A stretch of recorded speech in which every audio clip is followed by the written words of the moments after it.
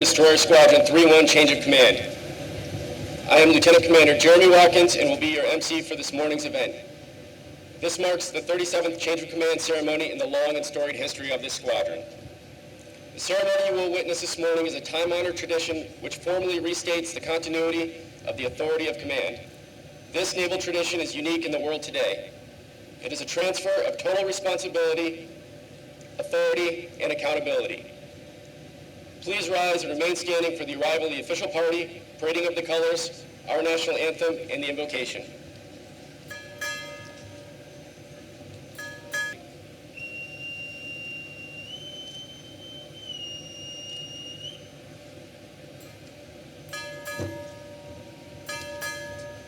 COMDESRON 3-1, arriving.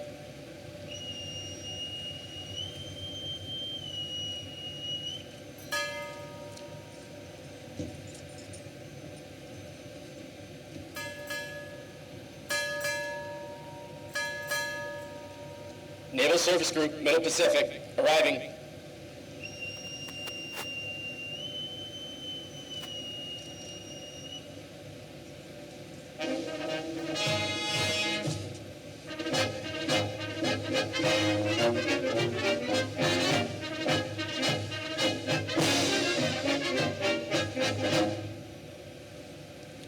Parade the colors.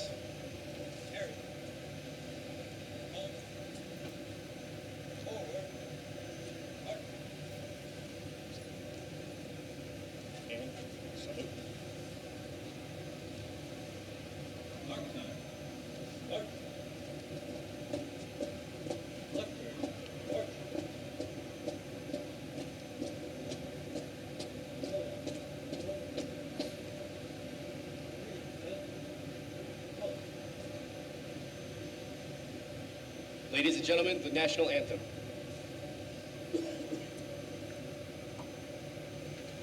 Oh, say, can you see by the dawn's early light what so proudly we hailed at the twilight's last gleaming, whose broad stripes and bright stars through the perilous fight o'er the ramparts we watched, were so gallantly streaming, and the rockets roared, the bombs bursting in air, gave proof through the night that our flag was still there. Oh, say does that star-spangled banner yet wave o'er the land of the free and the home of the brave? Post the colors.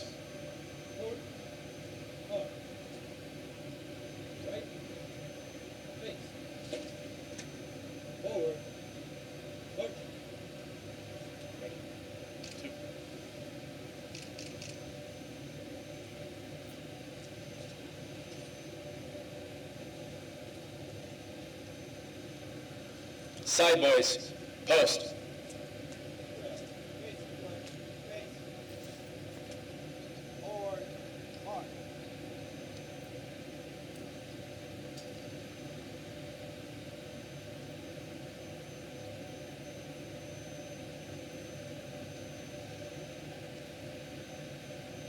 Chaplain Mueller will now give the invocation.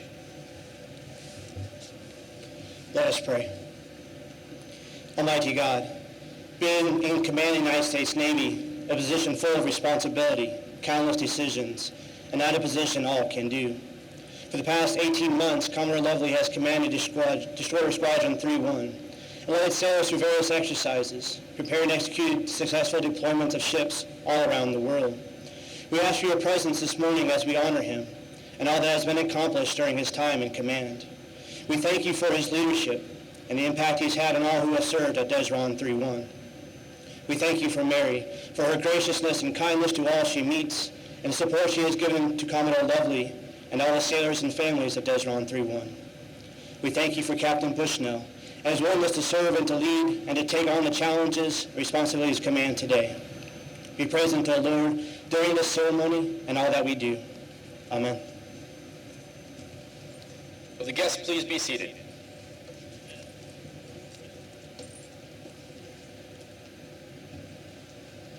Ladies and gentlemen, Commodore Wallace G. Lovely, United States Navy, Commander, Destroyer Squadron 3-1.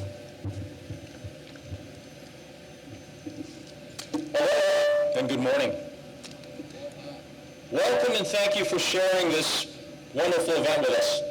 Admiral and Mrs. Holmes, Admiral and Mrs. Guerrier, Admiral and Mrs. Williams, family and friends. This setting, this backdrop never gets old.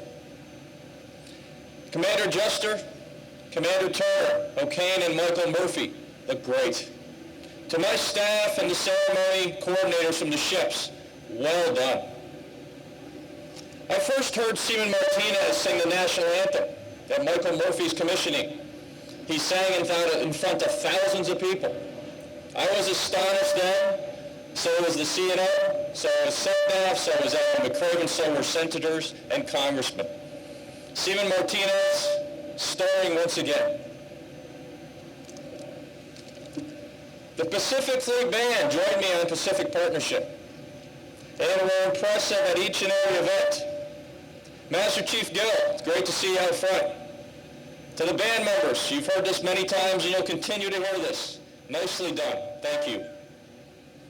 It's a privilege for me to introduce this morning's guest speaker. I met Rear Admiral Williams in Mayport in 2002 while he had command of McInerney, FFG 8. Him and his XO challenged my CO, Rick Williamson, and I to a basketball game, a venue where you really find out about someone's personality. My thoughts about Admiral Williams then hold true today. I won't tell you who won, but I'm sure you could probably coax that out of me pretty quickly. He's a passionate man, steadfast in his convictions. I like to say he's all in. The way he's jumped into the immense responsibility he currently holds as both Hawaii Region and Surface Group Mid-Pacific Commander is exactly what I refer to. He is responsible for the manning, training, and equipping of 10 ships, 54,000 personnel, 33,000 acres, and $21 billion through Oahu and Kauai. Admiral Williams has brought a wide swath of experience at sea and ashore to this waterfront and his region. At sea, Division Officer in USS Trip, FF-1075, USS Taurus, PHM-3. As a department head, USS Aubrey Fitch, FFG-34. On the staff of Destroyer Squadron 8, he served as Executive Officer Torrin O'Bannon, DD-987. And just as I mentioned, he had Commander Command of McInerney. As a Major Commander, he was Commodore at Destroyer Squadron 26 and Deputy 5th Fleet and Director of Maritime Operations. Ashore, he taught at the Naval Academy. He was Executive Assistant to the Deputy at Missile Defense Command, Agency, served on the Navy staff in what we know as the Bullpen, N-81, was Special Assistant to the Chief of Naval Operations, and served as the Executive Assistant to the Commander, Central Command. As a Flag Select, he led the Fleet Forces Assessment Branch in support of the Navy's new Readiness Kill Chain Enterprise Initiative in 2012-2013. He holds an MBA from University of Maryland, Master of Arts in National Security and Strategic Studies from the National War College. He completed MIT's Strategic Security Seminar 21 Fellowship. Bottom line, this man is making a difference in the lives of so many with his vision, his energy, and passion. Ladies and gentlemen, Rear Admiral Williams.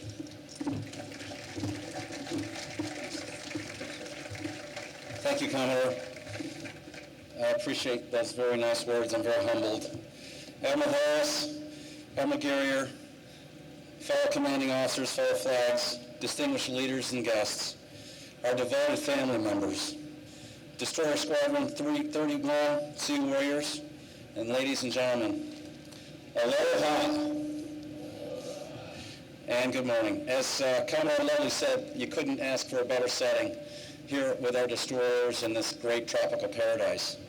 We're honored to share this event today with our U.S. Pacific Fleet Commander, Admiral Harry Harris. He's our warfighting leader. He is following in the footsteps of Admiral Chester Nimitz. He's a consummate warrior and diplomat, and he's leading the rebalance of the Pacific. He's been a great warfighter in our recent history in Operations Odyssey Dawn. I got to follow in his footsteps as the Operations Director in 5th Fleet.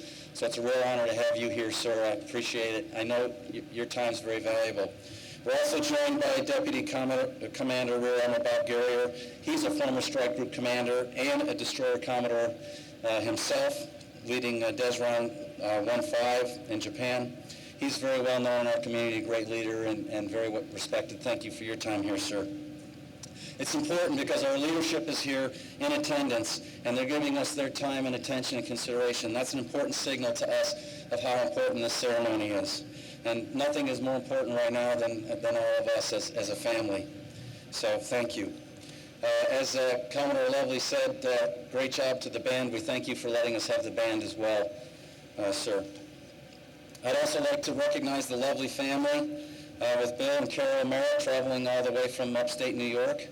The Bushnell families. Chris is going to probably do his whole speech addressing all of you, but I know you guys traveled a long way from Maryland and some of you from Southern California, so great to have you here.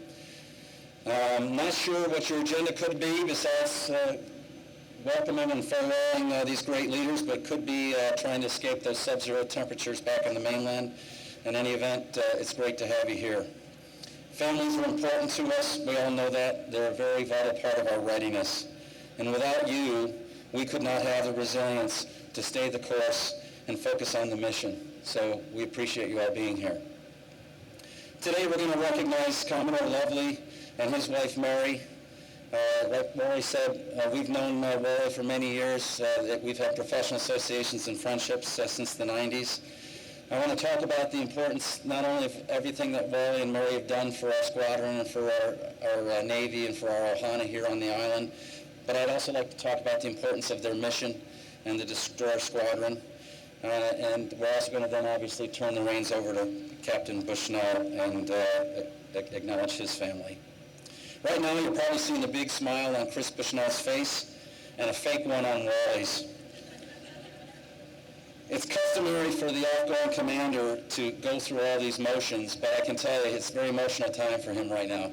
Wally's been here for 3 years leading this squadron, leading these missions. I'm going to talk a little bit more about that in a minute. But, you know, he's moving on to Mayport to be the Chief of Staff at 4th Fleet, and he's going to do great things there, and he's a big part of our Navy future. But it's going to be very tough for him to haul his pennant down because of all the great things he's done here and being part of this great community. With this change of command today, we're also experiencing a change in the region, in our theater, in the AOR.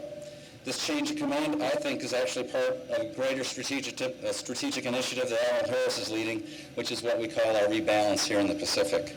The rebalance to the Pacific brings more ships, greater warfighting capability, and improved efficiency to the waterfront. The initiatives and experiences that Wally's helped lead and the friendships and associations that he's made are the key reasons why it's hard for him to let go. Everyone here is part of that new shift, and because of Commodore Lovely and Mary and this great Ohana, our Navy's agile warfighting capabilities, our platforms, and our technologies are getting better. And we welcome all that improvement here in the Pacific. This rebalance to the Asia-Pacific brings not only more ships and greater warfighting capability, but this week Admiral Harris also announced the soon arrivals of USS Preble and the USS John Paul Jones. They'll arrive here this year as we continue to upgrade our battle readiness. These great ships are named after famous squadron commanders and commodores. So the traditions of our Navy are going to be infused by those legacies and those new stories, and they'll be passed down here in Destroyer Squadron 3-1.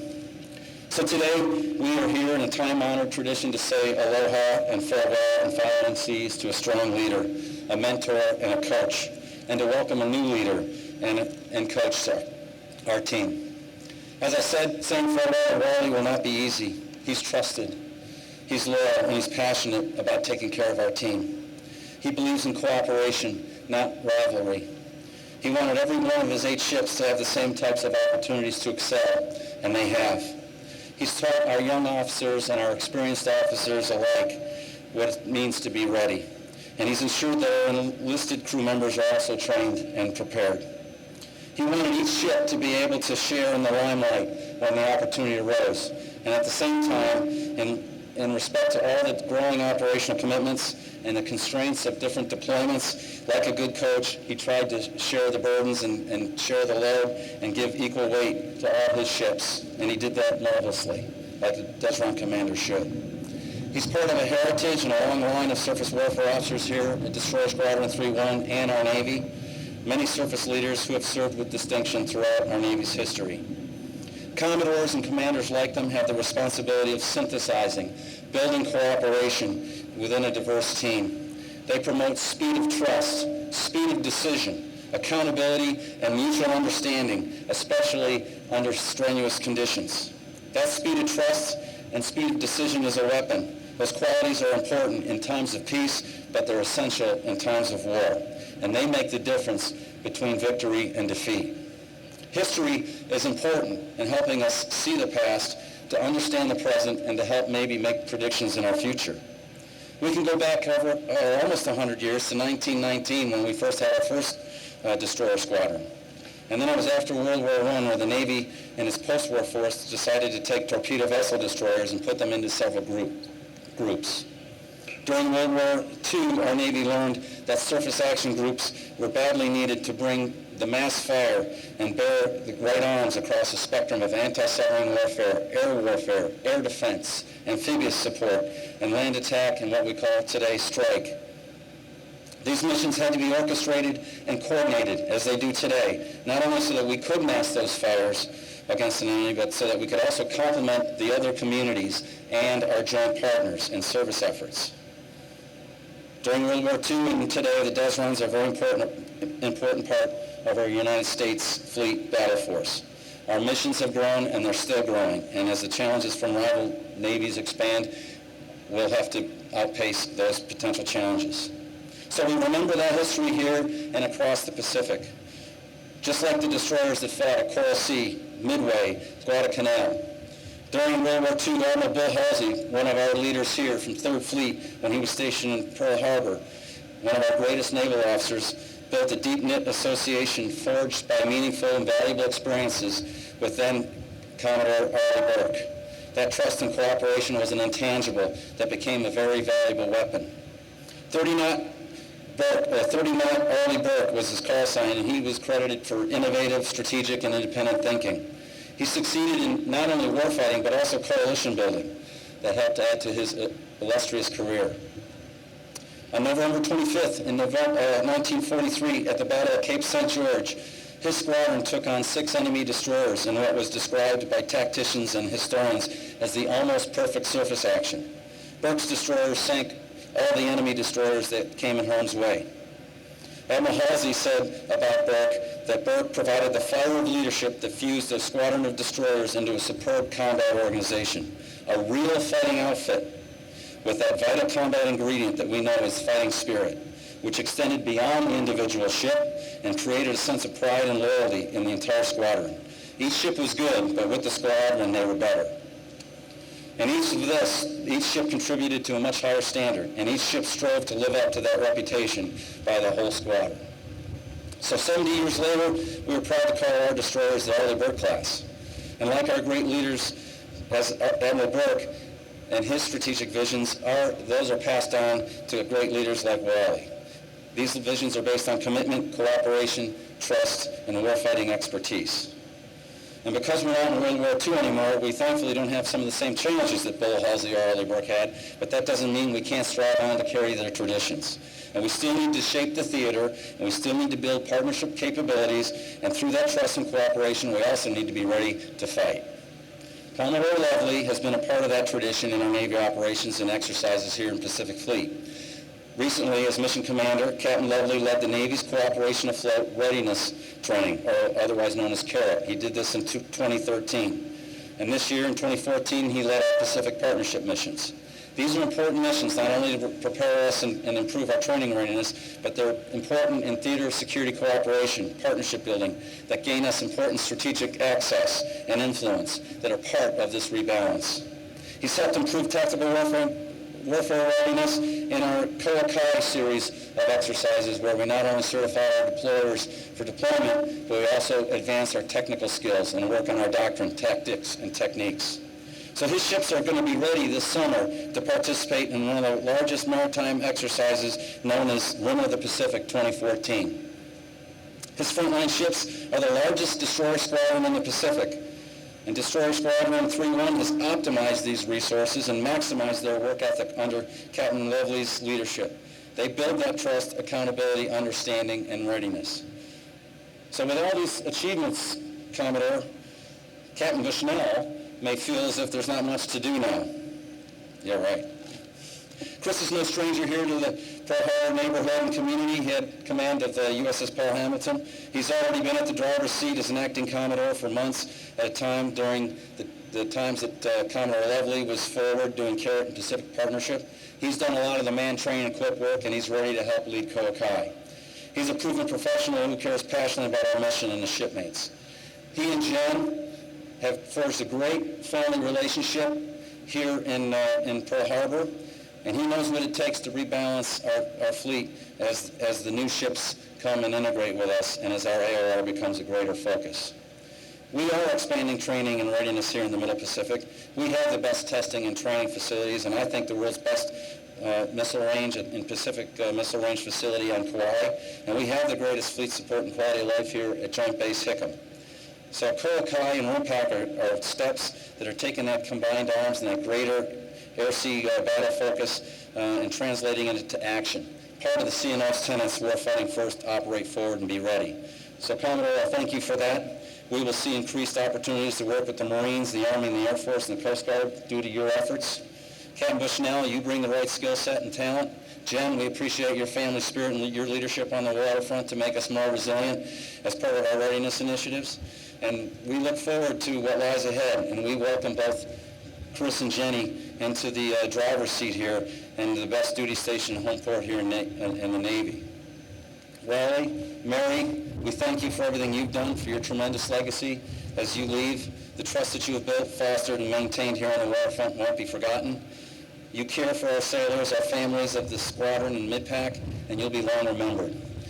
You've made a lasting difference here in building the history of success here in Hawaii and the Pacific. I'm proud of our friendship, our association. Look forward to our future horizons together, Wally. I salute you for a job well done, my friend. Thank you, and Godspeed. Mahalo. Ladies and gentlemen, Rear Admiral Williams will now present Commodore Lovely with an award. Will the guests please rise?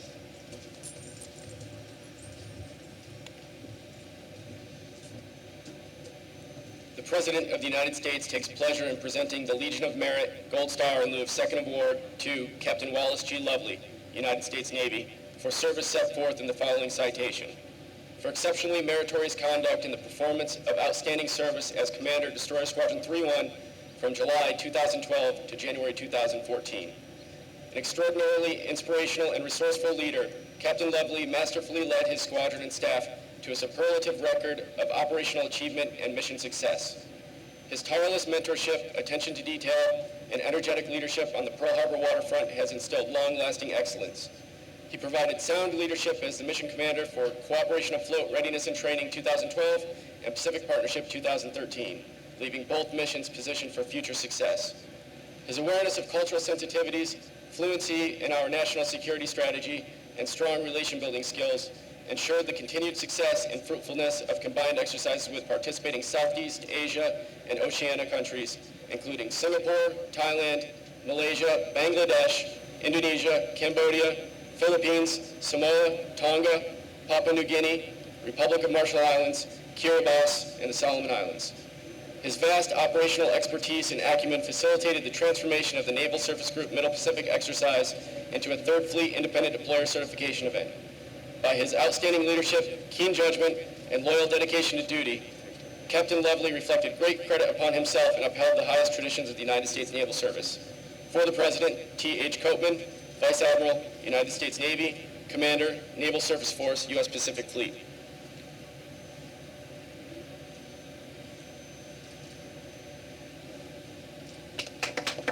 Will the guests please be seated?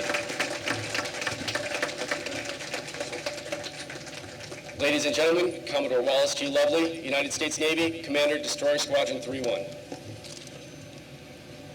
Again, good morning, and thank you all for sharing this special occasion with us. Admiral, thank you for those kind words, your leadership, mentorship, and friendship. Admiral Harris, again, thank you for joining us today. It is an honor to say the least. Your presence adds further energy to the already powerful signal, your support of this waterfront and the warriors of the Middle Pacific.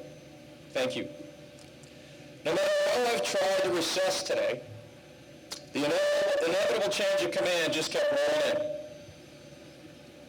Every reminder for invitations protocol bring today into clear focus. My 3 years at Desron 3-1, the first full fleet-up Commodore, has been an incredible experience.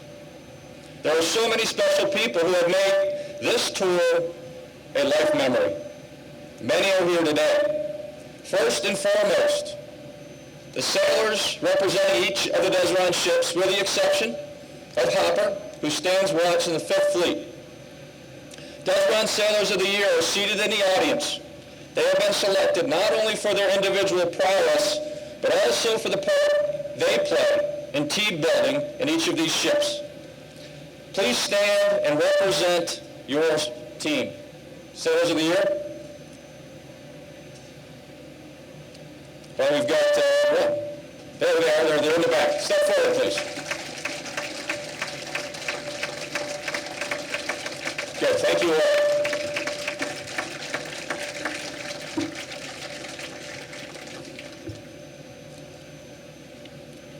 My fellow Sole Major Commanders, Captains Bannigan, James, Kelly, and Lyman, we had the ability to change the waterfront, and we did. Continue to work to benefit our sailors. Members of our combined arms and Hawaii Integrated Training Syndicate teams, great to see you. Army Colonel Hawley from the 25th Cavalry, Commodore Scott from Reconnaissance Wing 2, Captain O'Barrow, Chief of Staff for Commander Anti-Submarine Forces 3rd Fleet and Commander, Task Force 34, and Captain Peluso, Commanding Officer, Special Warfare Group 3. Captain Peluso, special thanks for being here and representing our Special Warfare members who risk so much so often. Pearl Harbor Naval Shipyard Maintenance Team, represented by Captain Scruggs, Commander Karosich, Mr. Bill Sullivan, and Mr. Chuck Baker. Thanks for being here. Captain Wheeler, his Fleet Logistics Team, is a force multiplier, always there. Thank you. Captain Figueres, who has assembled a dedicated afloat training team. After this ceremony, I will join a list of former Destroyer 3-1 Commodores. 2 of whom join us today. Retired Captains Bill Perms and Bob Stewart. The impact of these gentlemen is still being felt on the waterfront. Unable to be with us this morning is Mr. Tim Garrett, but someone that bears mentioning. He is a wonderful gentleman whose love of country, family, Navy, and Hawaii is unmatched. A past Navy Honolulu, Navy League president, and combat veteran, currently a successful businessman, but most importantly, Tim is leading the initiative to sponsor the ships of Keiko Okekai, 7, soon to be 9. Tim is on the board of directors for the Denver Broncos and a little busy this weekend. I'd like to acknowledge our unsung heroes who have joined us today, Denver Ombudsman. They're seated together right behind the first row. These ladies are so important to what we do. Ladies, please stand.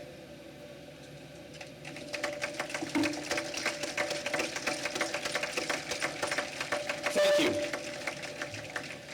Mary and I will miss our bi-monthly ombudsman meetings. Now for my family. The award for distance travel for this event goes to my brother-in-law and sister-in-law, Bill and Carol Merritt, who traveled here from New York, Lake George region to be exact, Thank you both for being here. It means so very much to Mary and I, and this wouldn't be the same without you. Thank you. My mother and father-in-law are basting in the freezing weather in New York that Bill and Carol ran from. There's no one who enjoyed Hawaii more than my late mother-in-law, Joan, who we lost in May and who's assuredly among us today. My father, who passed away 7 years ago, is one of the greatest reasons why I'm standing here today, still in uniform after 30 years of service. He remains a beam of motivation. I often reflect upon his advice, integrity, and pride. My children, Sarah and YM2 Josh Lovely, and our newest family member, his wife Azu, would be here if they could. Unfortunately, just time distance issues. Last and most importantly, the woman who took my breath away 30 years ago, and with her sense of humor, caring, and beauty. I thought what was then, however, our time together has proven that was just a glimmer of what was to come. Mary, I can't say this enough. Thank you for being with me every step of the way these past 30 years and making this command tour so special. CO spouses, thanks for the friendship and support you showed Mary. It meant a great deal to her and to me. My job as Commodore was professionally rewarding for so many reasons, one being the privilege to serve with so many impressive and mature waterfront leaders, several of which have some of our Navy's highest leadership positions ahead of it. I speak of the ship's commanding officers, executive officers, and command master chiefs. These people share a common priority, taking care of sailors. They work so well together within the skin of their ships and across the waterfront. Taking care of to these leaders is more than giving time off for a personal reward. It means making the time and delivering the resources so that their sailors can focus on what's important, taking care of their families, their ships, and themselves. It means lessening stresses by trying to stand in front of or explain what often can't be, such as 8-month deployments, manning issues, or the fiscal instability. Taking care of to these leaders means making their sailors aware of professional and personal opportunities that exist and preparing them both professionally and personally to take advantage of that opportunity. My past is an example of connecting want, desire with opportunity. There was nothing I wanted more than to serve my country, and thought the best way to do that was a military university out of high school. Finances forced my hand and I had to change plans. I found myself in a recruiter's office, and fortunately for me, the one desk that was manned as it was lunchtime was the Navy's. I enlisted with my priority on service. Opportunity rolled my way over the next few years, and the rest is history. I had petty officers that ensured I was ready for that opportunity, just as these command triads do for their sailors. It has been clear to me that the sailors of Cape Cod respect their leadership. The energy that circulates on the deck plates is a testament to that and is inspiring. This is the very reason that I will miss my ship visits, the all-hands calls. When I leave the deck plates of each of our ships, I am energized. I considered familiarizing you all with a bit more on these incredible ships, but that would take much too long. So I'll provide a few words that come to mind on each. Chafee, whose motto is commanding the seas. Respectful, polished, and steady. Always impressive, always can do. Chung-Hoon, whose motto, Amur Ega Kokai, which means go forward, seawarers. Professional and polished, they showed 7th Fleet how good BUZZ-1 3-1 ships are, and they're still receiving accolades for their deployment. Halsey, whose motto is hit hard, hit fast, and hit often. Quiet confidence, determination, and the ability to bounce back. Demonstrated through a hull swap, a ramp up to the Russell in-serve, and an in-serve that was canceled, but they would have been ready. Hopper, whose motto is dare and do. Resilience through basic phase training ramp up, and now on 5th Fleet deployment, raising the bar at every opportunity. They refer to themselves as Hopper Nation. Michael Murphy, motto, lead the fight. Proud, pride, intense loyalty to their namesake's legacy, to those who died alongside him, and to those who gave their lives during the rescue attempt. They do it for mirth. O'Kane, whose motto is a tradition of honor, steadfast, impossible to overburden, simultaneously took on an in-serve ramp-up and execution with the rigors of the basic phase training cycle. They are relentless. Paul Hamilton, the courage to prevail, aptly shown in the focus and resolve in the face of a deployment extension. Their deployment was shifted from 7.5 months to 9.5 months, just a few weeks before departing. The sailors received the news, took a deep breath, and kept themselves on track for a spectacular Fifth Fleet deployment. The ships of this squadron look great, perform marvelously, and are ready to fight tonight. To my staff, you have worked hard, sacrificing much. Now, know you have made a difference. The ships and sailors of Destroyer Squadron 3-1 have an incredible supporting cast in you. You have blended seamlessly onto the deck plates of each of our ships. This small staff can move the world. There are so many great stories among them. My operations officer, our MC, Lieutenant Commander Jerry Watkins, picking up the One Navy slot for the Arthur S. Moreau Postmaster's Program. We're going to be calling him Doctor real soon. Or my material officer, Lieutenant Commander Brian Hart, screening for early command, will be off to a PC real soon. I could go on. But it was the team's successes which abound and will forever stay in my mind. The Cole Prize, sending ships out the door on deployment ready. Pacific Partnership 2013, executed to a T. Thank each and every one of you. I'll spend a few more minutes on Pacific Partnership. Admiral Harris has the Pacific Fleet leading the rebalance to the Pacific, an area which is the center of gravity in the strategic environment. I saw the Indo-Asia-Pacific region, Oceania if you will, up close as mission commander. I met country leadership in 6 countries, presidents, even a king. Worked close alongside 4 U.S. ambassadors, but most importantly, visited with thousands of locals, school children, their parents, doctors, nurses, and educators. The children left the most indelible impression with me. Regardless of which country, Samoa, Tonga, Papua New Guinea, Republic of Marshall Islands, Kiribati, or Solomon Islands, their dreams and their innocence stay with me. They had hope. Some didn't have much materially, but they had dreams. Missions like Pacific Partnership helped them dream, showed them that they can. Missions like this pacifies desperation.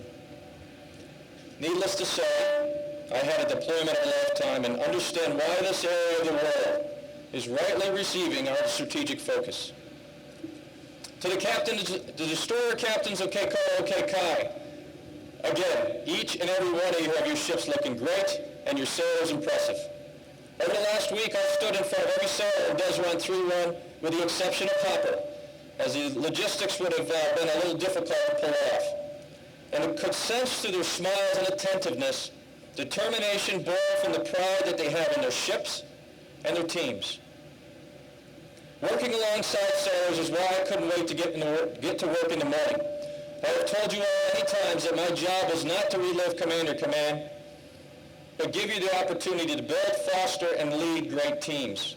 Letting you command, you have done just that. What I most enjoy is you don't attempt to perform everything spectacularly, but focus on performing the basics spectacularly well all the time. I've enjoyed our open communication and I've learned a great deal from each one of you. Because I can say this, I will. When in command, command. Before I close out my remarks, I'd like to leave you with something to think about. A life lesson, if you will.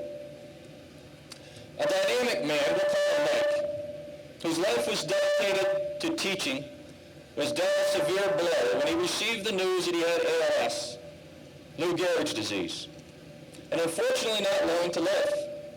I could go on and tell you that this man was respected by thousands, was passionate about what he believed in, but his greatness is not what this is about. ALS took over his faculties.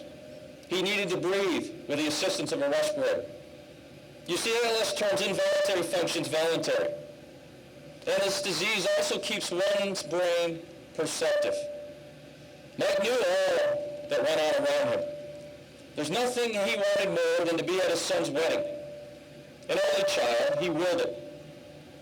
The wedding day came and Mike made it to the ceremony and receptions, choosing not to use his respirator, but rather have his mind control his breathing. He wanted to marvel at the beauty of the day without medical devices getting in the way or clobbering wedding photos. Shortly after the ceremonies, Mike donned his respirator and returned for the evening with his best friend, his wife. Mike passed in his sleep that evening. Mike left us with an indelible lesson. You see, Mike's last unassisted breath was taken at the wedding ceremony. He used his last breath to realize his life's dream. The lesson delivered through loss is clear. In our fast-paced lives, how often we slow down and wonder, am I doing what I want to do with my last breath? Deputy Johnson, our brief time together has made it clear why the Navy has placed such trust and confidence in you. It was a pleasure getting to know you, Annie, and your children, Charlie, Nana, Peter, and Michael. Annie, Mary, and I wish you the best, and know you'll find this tour remarkable. Captain Bushnell, we first met in the Pentagon just about 10 years ago. It was wonderful to be able to get to know your family over our 18 months together, and yes, I'm going to list them all the children. Here we go. Cullen, McGady, Xavier, Blaze, Kavanaugh, St. John, Bond, Koa, and Keo. Anybody, did I miss anybody? Good.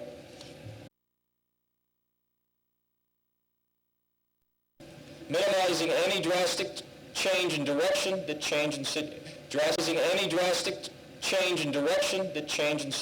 drastic shift in direction that change insinuates. It's been an honor to serve with you. Mahalo for being here with us this morning. God bless our four deployed sailors, soldiers, airmen, Marines, and Coast Guardsmen. And God bless this land of the free.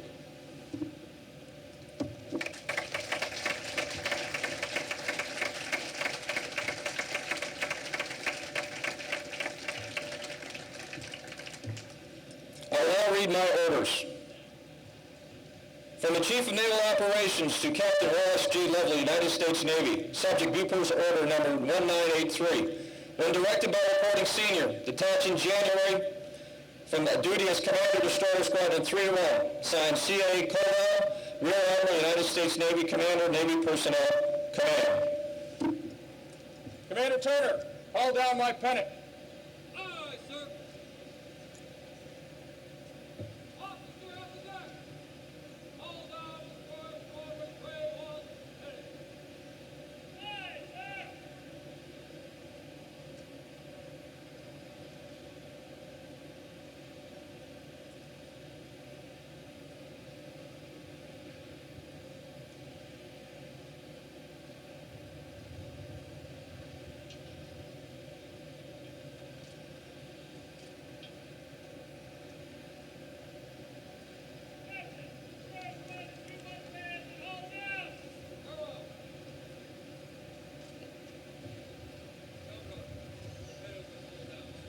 Very well. Following long-standing tradition, Senior Chief Combs will present Commodore Lovely with the broad command pennant of Destroyer Squadron 3-1. This pennant is encased in a frame made of teak from the deck of USS Missouri over my shoulder.